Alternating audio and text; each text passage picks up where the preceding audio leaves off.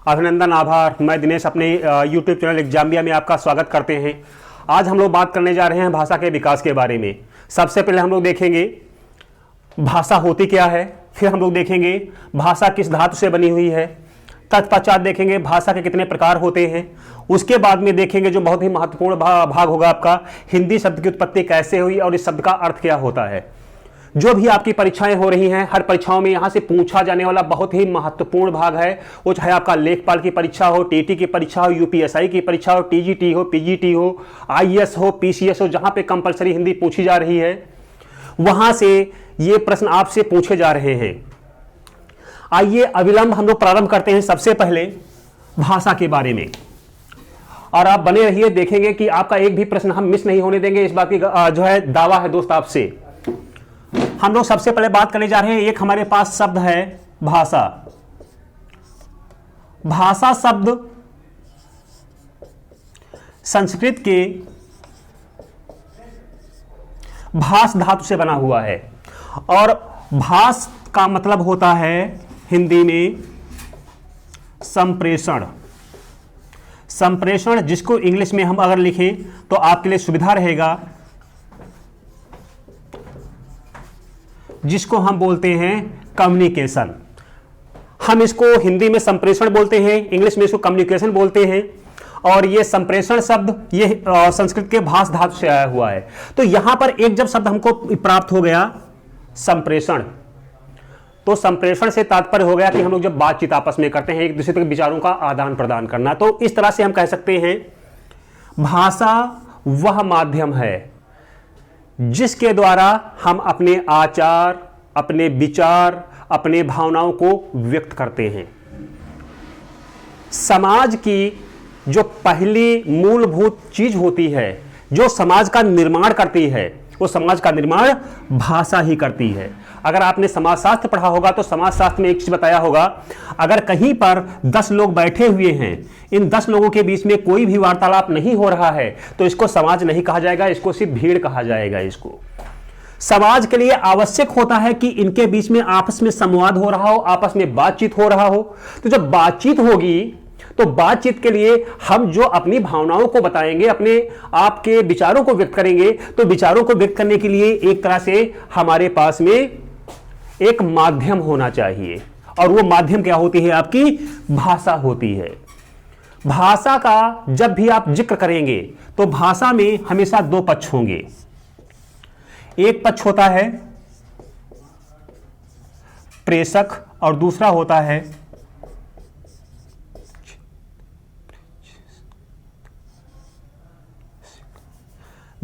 प्रेषक।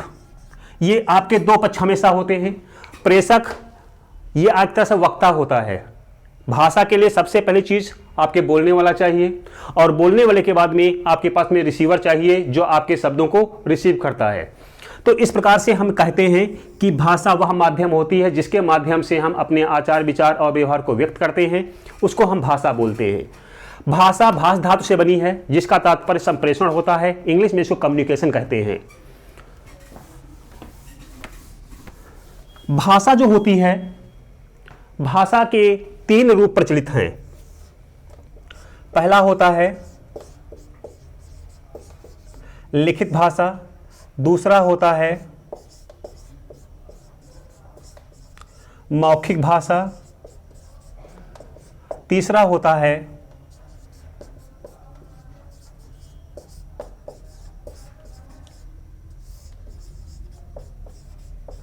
सांकेतिक भाषा। तो हम आपसे एक सुझाव आपको देना चाहेंगे, अगर आप हमारा चैनल देख रहे हैं तो आप अपनी कॉपी कलम निकाल लीजिए, और जैसे हम बताते जा रहे हैं आप ऐसे ही नोट्स को बनाते चलिएगा। एक भी प्रश्न आपका बाहर नहीं जाएगा। अगर आपका जो है एक भी प्रश्न बाहर जाए तो हम पे आप दावा ठोक दीजिएगा। तो सबसे पहले हमने बताया कि ये भाषा जो होती है, भाषा के 3 रूप प्रचलित हैं। पहला होता है लिखित भाषा, दूसरा होता है मौखिक भाषा, और तीसरा होता है सांकेतिक भाषा। लिखित भाषा भाषा का वह रूप होता है जिसमें हम लिख करके व्यक्त करते हैं अपने भावनाओं को, अपने आचार विचार को। जैसे पत्र लेखन है, आप व्हाट्सएप पे कुछ लिखते हो, ट्विटर पे कुछ लिखते हो, इंस्टाग्राम पे कुछ लिखते हो, तो कौन सा रूप हो जाएगा? वो भाषा का लिखित रूप हो जाएगा। तो यानी कि यहाँ पर अगर आपका उदाहरण बताया जाए तो यहाँ पर होता है पत्राचार, दूसरा होता है मौखिक भाषा। मौखिक भाषा वह भाषा जो बोल करके व्यक्त की जाती है। इसमें ना तो लेखन सामग्री का प्रयोग किया जाएगा, ना इसमें किसी संकेत का प्रयोग किया जाएगा। इसके लिए हमको विधिवत हमको लिखने की जरूरत पड़ती है। इसमें जैसे आपका है संवाद, जिसको हम अंग्रेजी में बोलते हैं डायलॉग, फिर है आपका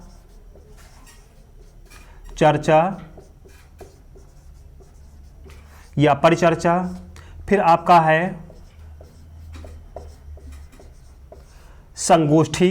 अगर हम लोग देखें तो ये जब सबका सब कैसा रूप है, ये भाषा का मौखिक रूप है। संवाद मतलब डायलॉग, चर्चा परिचर्चा मतलब डिस्कशन, आपस में हम लोग जो बातचीत करते हैं, और संगोष्ठी मतलब सेमिनार। तो ये इसमें अगर देखा जाए तो ये मौखिक भाषा जो होती है, ये मौखिक भाषा का एक अनौपचारिक रूप होता है जो हमारे समाज का वास्तव में निर्माण करता है। तीसरा होता है आपका सांकेतिक भाषा। सांकेतिक भाषा जो होती है, इसकी विशेषता ये होती है कि यह भाषा अपने हाव भाव या विभिन्न प्रकार के संकेतों के माध्यम से व्यक्त किया जाता है। इसमें ना तो हम लेखन सामग्री का प्रयोग करते हैं, ना ही इसमें हम अपने बोल करके व्यक्त करते हैं। इसमें हम अपने हाव भाव के माध्यम से, अपने शरीर के संकेतों के माध्यम से हम इसको व्यक्त करते हैं।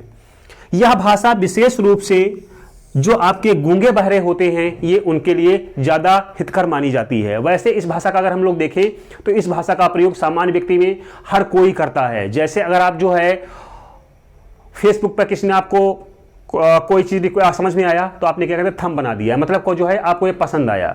हमने अंगूठा को नीचे कर दिया, मतलब पसंद नहीं आया। तो इस तरह से हम लोग क्या कर रहे हैं, संकेतों का प्रयोग कर रहे हैं। जहां पर संकेतों के माध्यम से हम अपनी भाषा को व्यक्त करते हैं, उसको हम बोलते हैं, ये सांकेतिक भाषा होती है। तो इस तरह से हमने देखा कि भाषा कहते किसको हैं, भाषा कितने प्रकार की होती है।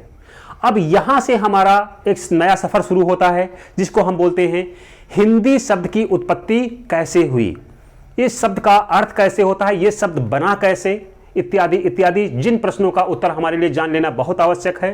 हिंदी हमारी मातृभाषा होने के साथ साथ में ये हमारी राजकीय भाषा भी है, राजभाषा भी है, ऑफिशियल लैंग्वेज है अनुच्छेद 343 के तहत। तो इसलिए इस भाषा के बारे में जानना हमारे लिए बहुत आवश्यक है। लेकिन हिंदी शब्द की उत्पत्ति के बारे में हम लोग बात करें उससे पहले कुछ महत्वपूर्ण तथ्य हैं, उनके बारे में आप जान लीजिए। हमने हिंदी शब्द का अर्थ बताया। दुनिया में लगभग 3000 भाषाएं बोली जाती हैं। उसमें से सबसे अधिक बोली जाने वाली भाषा मंडारिन, जिसको हम चीनी भाषा के रूप में जानते हैं, तो मंडारिन दुनिया में सबसे अधिक बोली जाने वाली भाषा है। मंडारिन के उपरांत हिंदी विश्व की दूसरी सबसे अधिक बोली जाने वाली भाषा है। तो ये हमारे लिए एक गौरव का पल होता है, गर्व की बात होती है कि हमारी हिंदी विश्व में दूसरी सबसे अधिक बोली जाने वाली भाषा है। इसके अतिरिक्त एक अरब शहर है जिसको बोलते हैं अबू धाबी। अबू धाबी में न्यायालय की जो तीसरी भाषा घोषित की गई है वो हिंदी को ही घोषित किया गया है। और भारत में अगर हम देखें तो भारत में कोई राष्ट्रभाषा तो नहीं है, हिंदी को सिर्फ राजकीय भाषा या राजभाषा के रूप में दर्जा प्राप्त है अनुच्छेद 343 के तहत। लेकिन दुनिया का एक देश है मॉरिशस, जहां पर हिंदी को राष्ट्रभाषा का दर्जा प्राप्त है। दुनिया का एकमात्र देश है मॉरिशस जहां की राष्ट्रभाषा हिंदी है, जबकि हमारी हिंदी हमारे देश की राष्ट्रभाषा ना होकर ये सिर्फ राजभाषा है, जिसके बारे में हम आगे जिक्र करेंगे। राजभाषा, राष्ट्रभाषा, क्षेत्रीय भाषा, ये भाषाएं होती क्या हैं, जिनके बारे में बहुत चर्चा की जाएगी और बहुत अधिक प्रश्न यहां से आपका पूछा जा रहा है। और इसके बारे में जो आपके प्रश्न पूछे जा रहे हैं उन पे भी हम जैसे ही हमारा चैप्टर समाप्त होता है उसके बारे में आपको एक PDF आपको दिया जाएगा। हमको आप व्हाट्सएप करेंगे अपना नंबर, उस पर आपको हम प्रश्न पत्र देंगे और उसी आधार पर आपको जो है प्रश्न करके हमको आपको भेजना होगा आपको। तो यहां तक हमने देखा। अब यहां से जैसा कि हमने बताया एक नया सफर शुरू होता है। इस सफर बहुत ही मनोरंजक सफर है ये। सबसे पहले हमारे दिमाग में जब हम बात करते हैं हिंदी की, तो आपके दिमाग में कई प्रश्न उठने चाहिए। अगर उठते हैं तो अच्छी बात है, अगर प्रश्न नहीं उठते हैं तो प्रश्न उठने चाहिए। पहला प्रश्न, हिंदी शब्द आया कहां से। दूसरा, हिंदी शब्द की उत्पत्ति कैसे हुई। तीसरा, भाषा के रूप में हिंदी शब्द का प्रयोग करना कहां तक उचित रहेगा? क्या यह शब्द एक भाषा का मात्र पर्याय है या किसी भौगोलिक क्षेत्रफल का यह उद्घोतक है? ये तो हम इसके बारे में हम विस्तार से चर्चा करने वाले हैं। और अगर इस वीडियो को आप एक बार देख लेंगे, इसके अतिरिक्त आपको पढ़ने की फिर जरूरत नहीं पड़ेगी आपको। आइए हम लोग प्रारंभ करते हैं। सबसे पहले इस शब्द की उत्पत्ति के बारे में हम बात करते हैं। इसके ऐतिहासिक उत्पत्ति के बारे में हम लोग जिक्र करना चाहेंगे। अब देखिए, अगर आप ध्यान दें तो ये हमारे भारत का कुछ जो है साउथ इंडिया का या प्रायद्वीपीय भारत का ये एक मैप बन करके आता है। ये हमको ये पता है कि 1947 से पहले भारत की जो सीमा होती थी वो पाकिस्तान तक होती थी, यानी कि पाकिस्तान हमारा ही भाग हुआ करता था। अगर हम वैदिक काल को उठा करके देखें तो वैदिक काल के तहत हमारे देश की सीमा अफगानिस्तान तक थी। कहने का तात्पर्य, वैदिक काल में भारत में अफगानिस्तान, पाकिस्तान, बांग्लादेश और म्यांमार, इनको सबको मिला करके ये हमारा एक पूरा का पूरा भारत, हिंदुस्तान, आर्यावर्त, जम्बूद्वीप के नाम से अलग अलग नामों से इसको हम जानते थे। प्राचीन काल की अगर हम बात करें तो हम बात करते हैं वैदिक काल की। तो वैदिक काल के पहले या वैदिक काल के समय में भारत के पश्चिमी सीमा पर एक देश था जिसको वर्तमान में हम ईरान बोलते हैं। प्राचीन काल में इस देश का नाम फारस था। यहां पर जो भाषा बोली जाती है आज भी ये भाषा फारसी है। ये अगर हम वर्तमान परिप्रेक्ष्य में देखें और प्राचीन भारत को देखें तो प्राचीन भारत में एक नदी प्रवाहित होती थी जिसका नाम था सिंधु नदी। ये सिंधु नदी जो थी, ये सिंधु नदी को अगर हम देखें तो ये नदी प्राचीन काल से बहुत ही महत्वपूर्ण नदी हुआ करती थी। ऋग्वेद में इस नदी को महत्वपूर्ण नदी माना गया है, इसको बहुत ही महत्वपूर्ण नदी माना गया है। और इस नदी का महत्व आप ऐसे समझ सकते हैं कि इस नदी के चारों तरफ या इसकी सहायक नदियों के आसपास में एक सभ्यता का जन्म ही हुआ है, जिसको हम बोलते हैं सिंधु घाटी सभ्यता। तो सिंधु घाटी सभ्यता वह सभ्यता है जो सिंधु नदी के आसपास या उसकी सहायक नदियों के चतुर्दिक इसका विकास हुआ है। तो हम ये कह सकते हैं कि ये नदी बहुत ही महत्वपूर्ण नदी हुआ करती थी। गंगा नदी हमारी जो है बाद में महत्वपूर्ण बनी है, लेकिन अगर हम बातें सिंधु घाटी सभ्यता की तो सिंधु घाटी सभ्यता में ये नदी बहुत ही महत्वपूर्ण हुआ करती थी। जो सिंधु घाटी सभ्यता के जो लोग हुआ करते थे उनके लिए ये नदी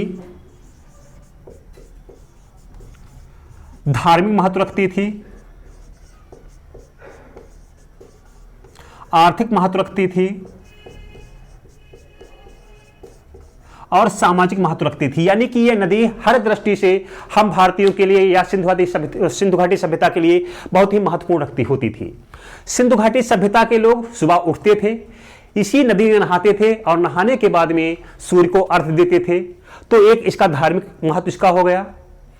इस नदी का सिंचाई की सुविधा के लिए विकास किया जाता था, सिंचाई की सुविधा के लिए इसका प्रयोग किया जाता था, जिससे कि वहां की अर्थव्यवस्था मजबूत होती थी। इसलिए ये आर्थिक रूप से बहुत मजबूत हो गई, बहुत ही महत्वपूर्ण हो गई नदी ये।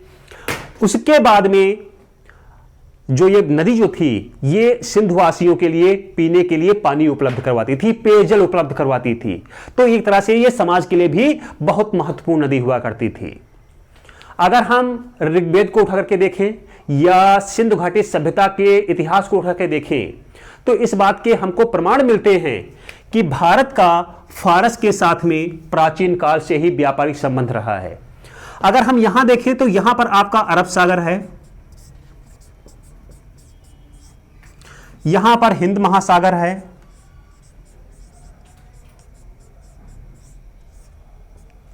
और यहां पर बंगाल की खाड़ी है।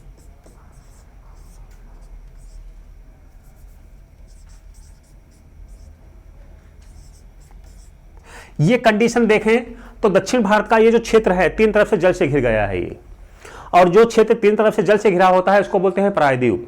तो इसको हम जो शब्द इस्तेमाल करेंगे वो प्रायद्वीपीय भारत का हम जिक्र इसमें करेंगे। तो क्यों प्रायद्वीप? क्योंकि तीन तरफ से जल से घिरा होता है, उसको हम प्रायद्वीप बोलते हैं। तो हमारा दक्षिण भारत तीन तरफ से जल से घिरा हुआ है, इसलिए इसको प्रायद्वीपीय भारत कहा जाता है। तो यहां पर आपको ध्यान यह देना है कि जैसा कि हमने बताया कि प्राचीन काल में जो फारस जो था, इनके साथ में हमारा व्यापारिक संबंध था, हमारा व्यापार होता था। और प्राचीन काल में या सिंधु घाटी सभ्यता में इनके पास में कोई जहाज नहीं थे। वो अलग चीज है कि गुजरात में लोथल में एक बंदरगाह के साक्ष्य मिले हैं, लेकिन अभी ये मामला संदिग्ध है, इसके बारे में हम बहुत साफ कुछ नहीं कह सकते हैं। तो फारस के जो लोग थे वो भारत में व्यापार करने आते थे, और व्यापार का जो रास्ता था वो स्थल मार्ग से स्थल मार्ग में था, यानी कि लैंड टू लैंड ये लोग ट्रेड करते थे। जब ये लोग भारत में व्यापार करने के लिए आते थे तो इनका सामना सबसे पहले जिस नदी से होता था, सबसे विशाल नदी से होता था, उसका नाम था सिंधु नदी। अब देखिए फारस में भाषा कौन सी है? फारसी भाषा। जब ये फारस के लोग भारत में व्यापार करने के लिए आते थे तो ये बोलते कौन सी भाषा थे? फारसी भाषा। अब देखिए यहीं पर इसकी कहानी शुरू होती है। फारसी भाषा में सा को हा और धा को दा पढ़ा जाता है। इस तरह से जहां पर हम सा बोलते हैं वो लोग हा बोलते हैं, हम लोग जहां पर धा बोलते हैं वो लोग दा बोलते हैं। इस प्रकार से जिस नदी को हम लोग सिंधु बोलते थे, फारसी लोग उस नदी को हिंदू बोलते थे। तो इस प्रकार से एक हमको पता चल गया कि इस शब्द की उत्पत्ति कहां से हो गई। हिंदू शब्द यह सिंधु नदी से आया हुआ है। इस नदी के चारों तरफ जो भाषा बोली जाती थी उसका नाम इन्होंने दे दिया हिंदी। कहना चाहते थे सिंधी, लेकिन सिंधी ये बोल नहीं पाते थे, सिर्फ ये हिंदी बोल सकते थे, इन्होंने हिंदी दे बोल दिया। और इसके जो चारों तरफ का स्थान था इसका नाम इन्होंने बोल दिया हिंदुस्तान। आप इसको सरल भाषा में समझे, अगर किसी अंग्रेज से कहो कि वो प्राण बोले, वो हर बार क्या बोलेगा? वो ना ही बोलेगा, प्राण बोलेगा। क्यों प्राण बोलेगा? क्योंकि जहां पर हम लोग रा का उच्चारण करते हैं अंग्रेज लोग उसको ना का उच्चारण करते हैं। बिल्कुल वैसे ही सा की जगह पर फारसी में हा और धा की जगह पर फारसी में दा पढ़ते हैं। इस तरह से सिंधु नदी हिंदू नदी बन गई। इसके चारों तरफ जो भाषा बोली जाती थी उसको हिंदी बोल दिया गया, और इसके चतुर्दिक जो क्षेत्र था जहां पर लोग निवास करते थे इसको हिंदुस्तान बोल दिया गया। जबकि वो कहना क्या चाहते थे? कहना चाहते थे सिंधु सिंधी सिंधुस्तान, लेकिन वो बोल नहीं सकते थे। और इस प्रकार से हमारे सामने ये तीनों के तीनों शब्द हिंदी, हिंदू और हिंदुस्तान, ये तीनों के तीनों शब्द हिंदी भाषा के ना होकर के ये फारसी भाषा से आए हुए हैं। लेकिन ध्यान रखना, हमने कहा हिंदी शब्द की उत्पत्ति फारसी भाषा से हुई है। ये कुछ वैसा ही मैटर है दोस्त कि लड़का हमारा है और नामकरण पड़ोसी करके चला गया। तो हमारे ये जो शब्द है हिंदी का, हिंदी वही हमारी हिंदी भाषा का ना होकर के विदेशी भाषा का है। इसलिए हिंदी की जब हम संरचना पढ़ेंगे तो संरचना में कई बार आपसे प्रश्न पूछा जाएगा स्वरूप के आधार पर हिंदी कैसी है? स्वरूप के आधार पर हिंदी वियोगात्मक भाषा है। इसको हम मिश्रित भाषा के या अन्य भाषाओं के रूप में इसका हम जिक्र नहीं कर सकते हैं। इसको या तो हम संश्लेषित भाषा बोलेंगे या तो इसको हम वियोगात्मक भाषा बोलेंगे। ये मिश्रित भाषा नहीं, मिश्रित भाषा में दो भाषाएं मिश्रित होती हैं, और हमारी हिंदी में तो बहुत सारी भाषाएं आई हुई हैं। तो अगर आपसे प्रश्न पूछा जा रहा है हिंदी शब्द किस भाषा का है, तो आप निसंकोच बताइए कि हिंदी शब्द फारसी भाषा का है। तीनों के तीनों शब्द हिंदी, हिंदू, हिंदुस्तान, ये तीनों के तीनों शब्द हिंदी भाषा के ना होकर के फारसी भाषा के हैं। अब सवाल यह पैदा होता है कि हम इसको क्यों मान लें भाई कि यह फारसी भाषा से ही आया हुआ है। बिल्कुल आपका जो है प्रश्न भी जायज है। दुनिया में गद्य पर लिखा गया जो प्राचीनतम ग्रंथ है, जो गद्य भाषा में लिखा गया है, यह फारसी भाषा का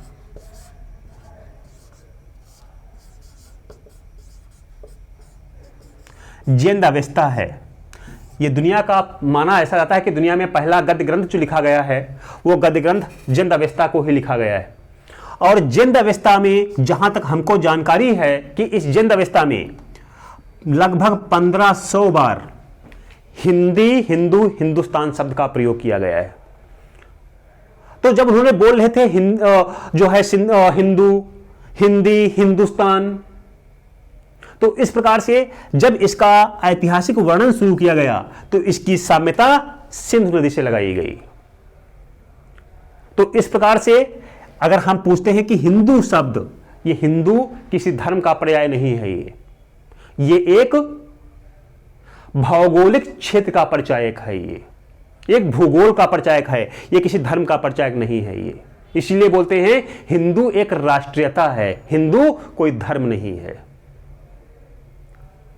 क्लियर है आप लोग? अगर आपको कोई भी इस पे आपत्ति होती है तो निसंदेह आप कमेंट करें, और जो भी जायज उत्तर होगा उसका उत्तर हम आपसे जरूर बताएंगे आपसे हम। तो इस तरह से हमने देखा इस शब्द की उत्पत्ति कैसे हुई। लेकिन एक चीज याद रखिएगा बंधुवर, एक चीज याद रखिएगा मित्र, हिंदी शब्द की उत्पत्ति फारसी भाषा से है, हिंदी भाषा की उत्पत्ति हिंदी और जो फारसी भाषा से नहीं है। ये शब्द जो है, जैसे आप ऐसे समझ लीजिए जैसे कि हम अपने माँ बाप की औलाद हैं और पड़ोसी ने नाम रख दिया, बस नाम रख दिया ना, तो ये सिर्फ नाम रखा गया है हिंदी, लेकिन ये भाषा फारसी नहीं है। ये भाषा की आदि माता संस्कृत ही है, बस इसका नाम दे दिया है। एक बेनाम भाषा थी, उस भाषा का एक नाम दे दिया गया कि ये हिंदी भाषा है, यानी कि सिंधु के आसपास बोली जाने वाली भाषा है ये।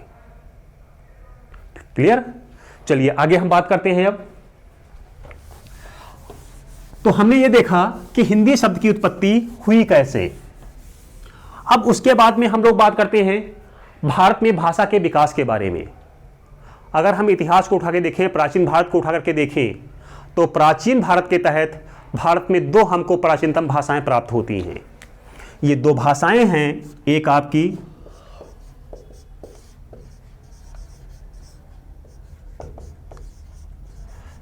सिंधु सभ्यता की भाषा और दूसरी भाषा है हमारे यहां संस्कृत या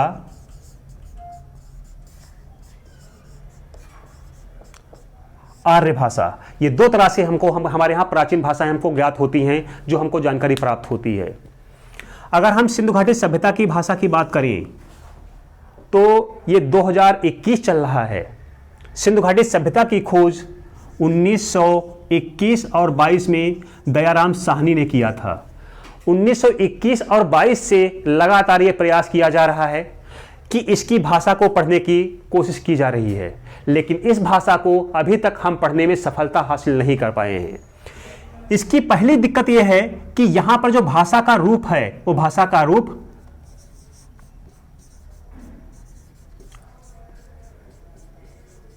भाव चित्रात्मक है, यानी कि यहां पर भाषा को चित्रों के माध्यम से व्यक्त किया गया है। विभिन्न प्रकार के चित्रों के माध्यम से अपनी भावनाओं को व्यक्त किया गया है। तो पहली समस्या यह है कि यह भाव चित्रात्मक है, पहली प्रॉब्लम। दूसरी दिक्कत इसमें यह है कि यह भाषा वर्तमान में उर्दू फारसी की तरह खरोष्ठी लिपि में लिखा गया है, यानी कि दाहिने से बाएं को लिखा गया है। और तब से लेकर के अब तक कोशिश की जा रही है कि इसको पढ़ा जाए, लेकिन पढ़ने में सफलता हासिल नहीं हो पाई है। तो अगर आपसे प्रश्न पूछा जाता है कि भारत की प्राचीनतम भाषा कौन सी है, तो निसंदेह भारत की प्राचीनतम भाषा सिंधु घाटी सभ्यता की भाषा है, जो भाव चित्रात्मक है। इसको आधुनिक खरोष्ठी लिपि की तरह दाहिने से बाएं को लिखा गया है, यानी कि उर्दू की तरह दाहिने से बाएं को लिखा गया है। दूसरा आता है हमारे यहां संस्कृत भाषा या आर्य भाषा। यह भारत की प्राचीनतम पठनीय भाषा है। यह भारत की प्राचीनतम अपठनीय भाषा और यह भारत की प्राचीनतम पठनीय भाषा है, जिसको हम पढ़ सकते हैं। दोनों में अंतर याद रखिएगा। अगर आपसे प्रश्न पूछता है कि भारत की प्राचीनतम भाषा कौन सी है, तो निसंदेह भारत की प्राचीनतम भाषा सिंधु घाटी सभ्यता की भाषा है। लेकिन भारत की प्राचीनतम भाषा जिसको हम पढ़ सकते हैं, समझ सकते हैं, वो भाषा हमारे यहां संस्कृत भाषा है। लेकिन इसके पीछे भी कहानी बहुत ही इंटरेस्टिंग है। इंटरेस्टिंग कहानी इसलिए है क्योंकि विद्वानों का मानना है, बहुत इसमें मतभेद हैं। विद्वानों का मानना ऐसा है कि संस्कृत भाषा भारतीय भाषा ना होकर के यह भाषा विदेशी भाषा है। क्यों, कैसे, इसके बारे में आइए हम लोग थोड़ा सा अवलोकन करते हैं और इसका विश्लेषण करते हैं और इसका थोड़ा कहते हैं कि पोस्टमार्टम करते हैं और देखते हैं क्या इसके अंदर से निकलता है, क्यों हम इसको विदेशी भाषा बोलते हैं और क्यों हम इसको देशी भाषा माना जाना चाहिए। आइए शुरुआत करते हैं हम लोग हैं।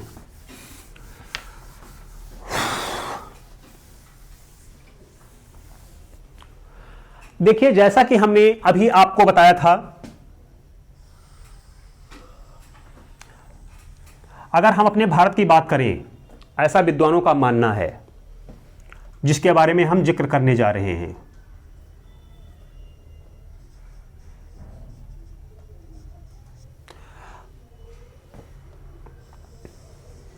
यह वैदिक काल का भारत है। ये वैदिक काल जिसमें पाकिस्तान और अफगानिस्तान सबको हम इन्वॉल्व करते थे, हम लोग सबको हम जो है इसमें अफगानिस्तान भी था और पाकिस्तान था।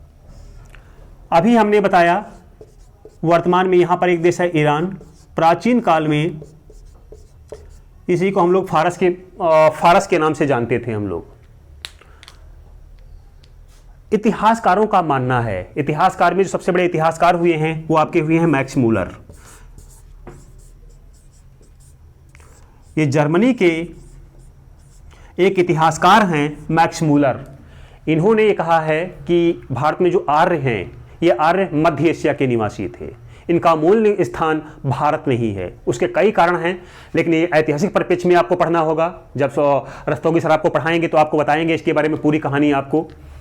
तो माना ऐसा जाता है, मैक्स मूलर ऐसा मानते हैं कि जब भारत की अगर हम बात करें तो ये आपका यहां पर लगभग मध्य एशिया पड़ता है। ये मध्य एशिया में यूक्रेन का भाग, उज्बेकिस्तान, कजाकिस्तान, तुर्कमेनिस्तान और रूस का भाग, जो बीच का भाग होता है, इसको हम बोलते हैं मध्य एशिया।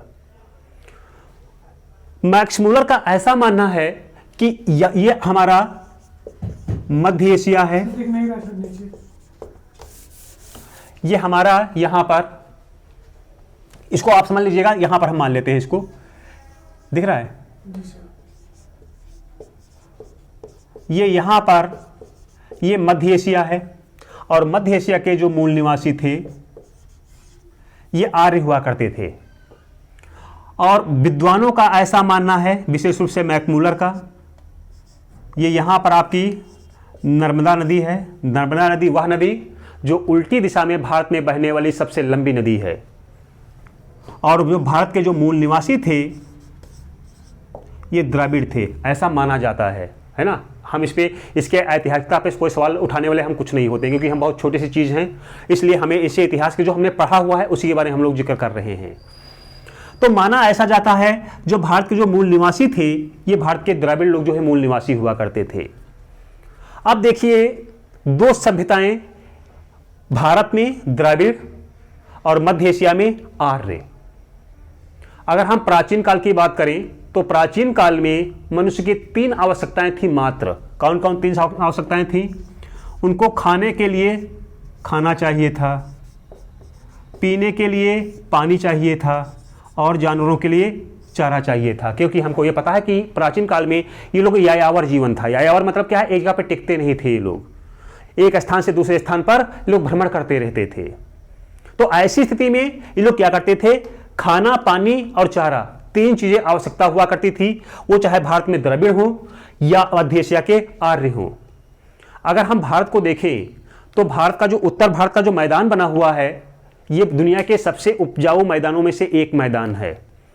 तो इसका मतलब ये हुआ कि ये हमारा जो उत्तर भारत जो था, यहां पर उपजाऊ मैदान होने के कारण यहां पर फसलों का उत्पादन अच्छा किया जाता था, तो इससे खाने की समस्या का समाधान हो जाता था, पहली चीज। साथ साथ में रुको जरा, तो इसके बाद में हम बात करते हैं पानी के बारे में। जैसा कि हमको पता है कि उत्तर भारत में गंगा, यमुना, ब्रह्मपुत्र, सिंधु, सतलज जैसी नदियां निकलती हैं। ये नदियां हिमालय से निकलने के कारण ये नदियां सदाबहारी नदियां हैं और इन नदियों में हमेशा जल की आपूर्ति होती रहती है। तो यहाँ पर पानी पीने की भी समस्या नहीं थी, पर्याप्त इनको पानी भी मिल रहा था, खुद को पानी मिल रहा था, उनके जानवरों को भी पानी मिल रहा था। अगर हम प्राचीन काल को बात करें, सिंधु घाटी सभ्यता की बात करें या वैदिक काल की बात करें, तो उस समय द्रविड़ों की संख्या, यानी कि वैदिक काल के पूर्व की हम लोग बात कर रहे हैं, तो उस समय भारत में द्रविड़ों की संख्या कम हुआ करती थी। जब संख्या कम हुआ करती थी तो इनके पास में बहुत बड़े बड़े चरागाह थे। तो जब बड़े बड़े चरागाह थे तो इनके जानवरों के लिए पर्याप्त चारा भी उपलब्ध था। तो ऐसी स्थिति में हम अगर देखें तो भारत में खाना, पानी और चारा तीनों का पर्याप्त व्यवस्था था।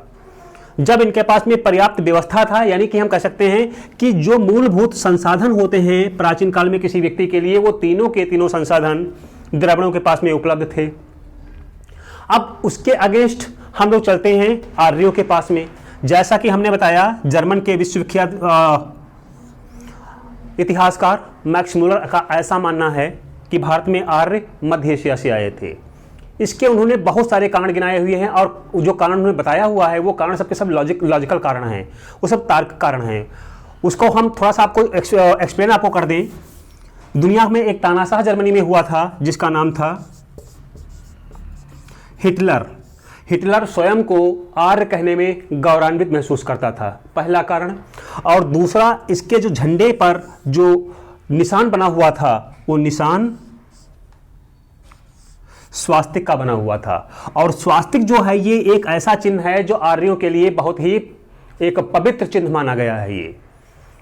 और इसी तरह से मैक्स मुलर ने एक नहीं हजारों जो है उदाहरण दिया और ये बताया कि भारत के मूल निवासी आर्य ना होकर के ये लोग मध्य एशिया से आए थे। खैर वो इतिहास का विषय है, हम उस पर चर्चा नहीं करेंगे। हम बात कर रहे हैं कि भारत में भाषा का विकास कैसे हुआ है, हम उसकी बात कर रहे हैं। तो माना ऐसा जाता है कि भारत में आर्य जो थे ये मध्य एशिया से आए थे। अगर हम मध्य एशिया को देखें और भौगोलिक परिप्रेक्ष्य में इसको देखें, तो भौगोलिक परिप्रेक्ष्य में ये मध्य एशिया उत्तरी ध्रुव के बगल में पड़ता है ये। तो यहां पर सर्दियों में आने वाली शीत हवाएं इनके जीवन को दूभर कर देती हैं, पहली प्रॉब्लम। दूसरा, का पूरा मध्य एशिया मरुस्थलीय क्षेत्र है।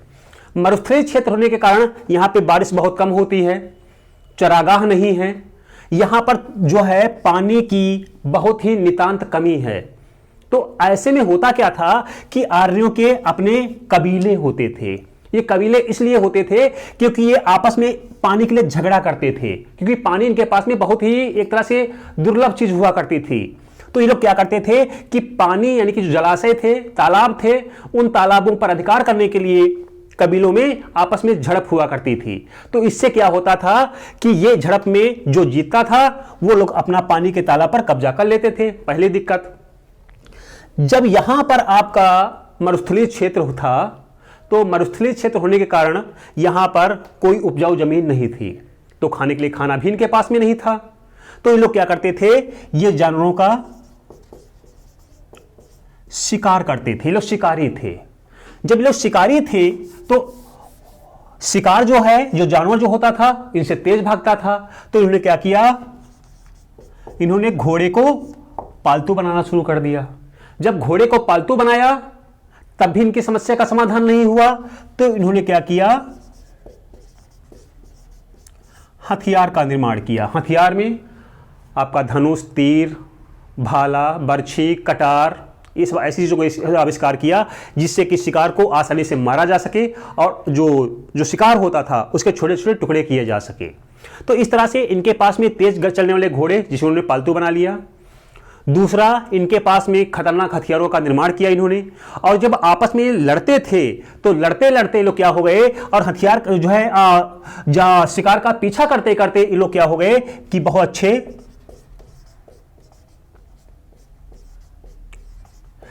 अच्छे निशानेबाज बन गए। तो इतिहास ऐसा कहता है कि एक समय ऐसा आया कि मध्य एशिया में बहुत विकराल सूखा पड़ा। जब मध्य एशिया में बहुत विकराल सूखा पड़ा तो यहां के जलाशय सूख गए, यहां के जो थोड़े बहुत पेड़ पौधे हुआ करते थे वो सूख गए। तो इसका परिणाम यह हुआ कि यहां पर जो शिकार हुआ करते थे, शिकारों की संख्या कम हो गई। साथ साथ में जो जलाशय थे वो सूख गए, तो इनके पास में पीने के पानी का भी संकट उत्पन्न हो गया। तो आर्यों ने यह सुना था कि दक्षिण में हिंदुस्तान नाम का कोई एक देश है जहां पर पर्याप्त संसाधन उपलब्ध हैं। चूंकि इनके पास में घोड़े भी थे, हथियार भी थे, बहुत अच्छे निशानेबाज भी थे, तो इन्होंने क्या किया कि सबसे पहले ईरान पे आक्रमण किया। जब ईरान पे आक्रमण किया, ईरान को जीत लिया, और ईरान को जीतने के बाद में पश्चिम से भारत पर आक्रमण कर दिया।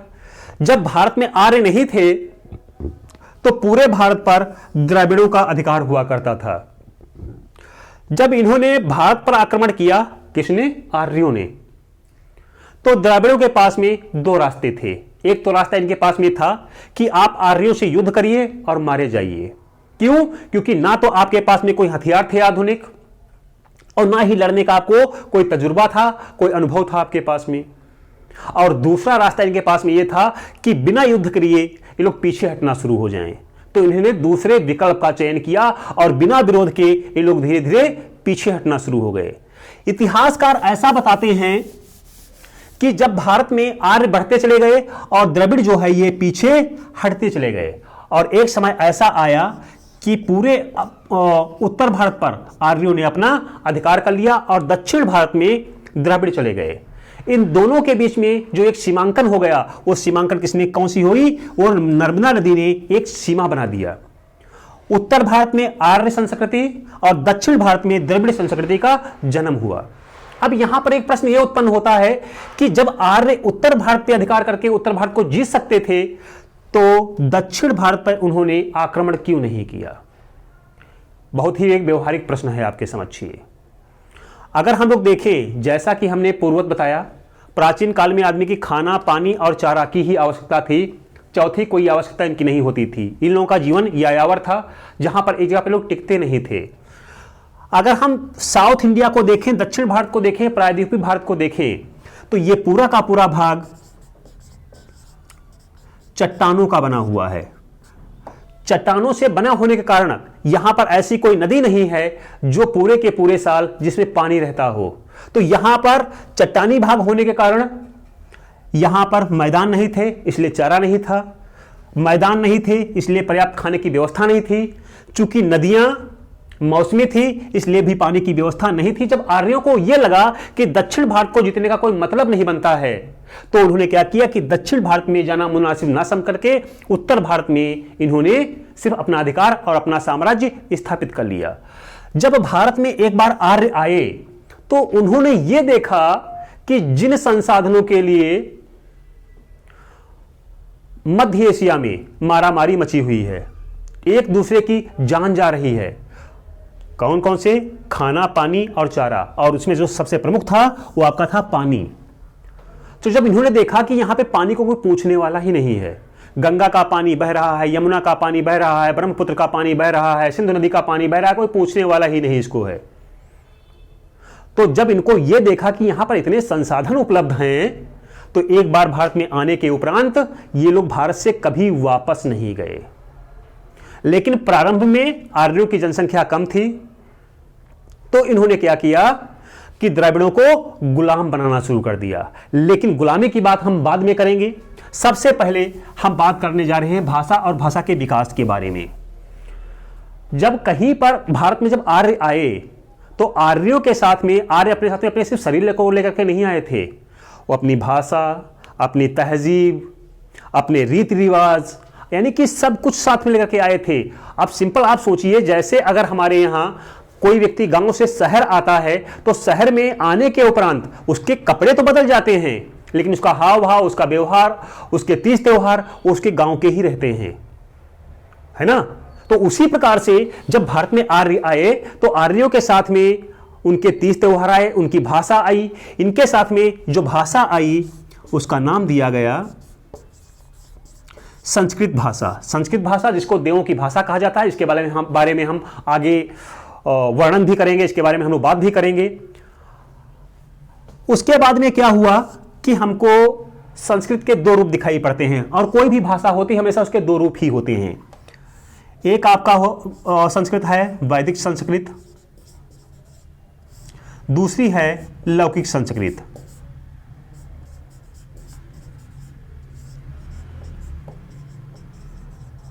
ये हमें संस्कृत भाषा के दो रूप दिखाई पड़ते हैं। वैदिक संस्कृत, इसकी विशेषता ये थी कि हमारे जितने भी वेद, पुराण, रामायण, महाभारत, आरण्यक जितने भी हैं, ये सब वैदिक ग्रंथों में लिखा गया है, वैदिक संस्कृत में लिखा गया है। और इसकी भाषा बहुत ही टिपिकल है, और विशेष रूप से इस भाषा को विद्वानों की भाषा माना गया है। आम जन से इसका कोई भी लेना देना भाषा का नहीं था। भाषा वह संस्कृत जो लोगों के बीच में प्रचलित थी, बोली जाती थी, जिसमें बातचीत का जो माध्यम होता था उसका नाम दिया गया लौकिक संस्कृत। लौकिक मतलब लोगों की संस्कृत, यानी कि बोलचाल की संस्कृत। तो ये साहित्य की भाषा होती थी, ये आमजन के आपस में बातचीत की भाषा होती थी। जब आर्यों की जनसंख्या कम थी तो आर्यों ने क्या किया, द्रविड़ों को गुलाम बनाना शुरू किया। जब द्रविड़ों को गुलाम बनाना शुरू किया, अब यहां पर भाषा का अंतराल उत्पन्न हो गया। द्रविड़ों की भाषा द्रविड़, आर्यों की भाषा संस्कृत। अब दिक्कत यह हो कि अपनी बात को, अपने संवाद को कहें कैसे, अपनी बात को दूसरों तक पहुंचाएं कैसे। तो क्या किया, आर्यों ने द्रविड़ों को संस्कृत सिखाना शुरू कर दिया। जब द्रविड़ों को संस्कृत सिखाना शुरू किया तो उसका परिणाम यह हुआ कि द्रविड़ों ने संस्कृत में अपनी भाषा को मिक्स कर दिया। जैसे अगर हम बिहार में रहते हैं, अंग्रेजी बोलते हैं, तो अंग्रेजी भी बिहारी स्टाइल में बोलते हैं हम।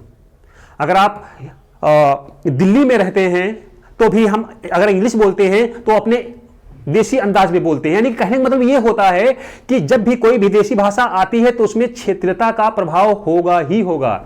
आइए देखते हैं, जैसे एक अंग्रेजी का शब्द होता है रोड्स। अगर हम इसको हिंदी में बोलते हैं तो हम रोड्स नहीं बोलते, इसको बोलते हैं रोडे। रोडों पर लोग खड़े थे, ऐसे बोलते हैं ना।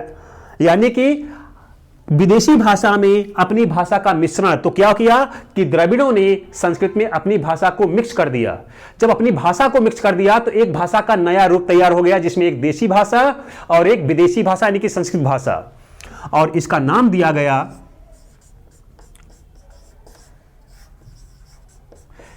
दिया गया पाली भाषा। विद्वानों का ऐसा मानना है पाली भाषा का जन्म हुआ तो संस्कृत से ही था, लेकिन इसकी उत्पत्ति भारतीय सभ्यता, संस्कृति, भारतीय परिवेश में हुई थी। इसलिए पाली भाषा को भारत की प्रथम देशज भाषा माना गया है। और यह भाषा धीरे धीरे जनप्रिय भाषा होने के कारण, लोकप्रिय होने के कारण 6ठी शताब्दी ईसा पूर्व में बौद्ध धर्म के संस्थापक भगवान बुद्ध ने अपने सारे के सारे प्रवचन पाली भाषा में ही दिए हैं। लेकिन इनके भगवान बुद्ध के महापरिनिर्वाण के उपरांत इस भाषा का पतन प्रारंभ हो गया और इसके उपरांत जो अगली भाषा आई उसका नाम है प्राकृत भाषा। प्राकृत भाषा का हमको कोई बहुत अधिक साहित्यिक स्रोत प्राप्त नहीं होता है, लेकिन फिर भी जैन साहित्य प्राकृत भाषा में लिखे गए हैं। जैन धर्म के 24वें एवं अंतिम तीर्थंकर भगवान महावीर ने अपने प्रवचन इसी भाषा में दिए हैं। और जैन धर्म की जो ग्रंथ हैं, जिसको बोलते हैं आगम प्राकृत भाषा में ही लिखे गए हैं। प्राकृत के बाद में जो सब बहुत ही महत्वपूर्ण भाषा आई वो है अपभ्रंश, जिसके बारे में हम बहुत डिटेल में बात करेंगे। अपभ्रंश के बाद में अगली भाषा आई अवहट, और अवहट के बाद में हमको दर्शन होते हैं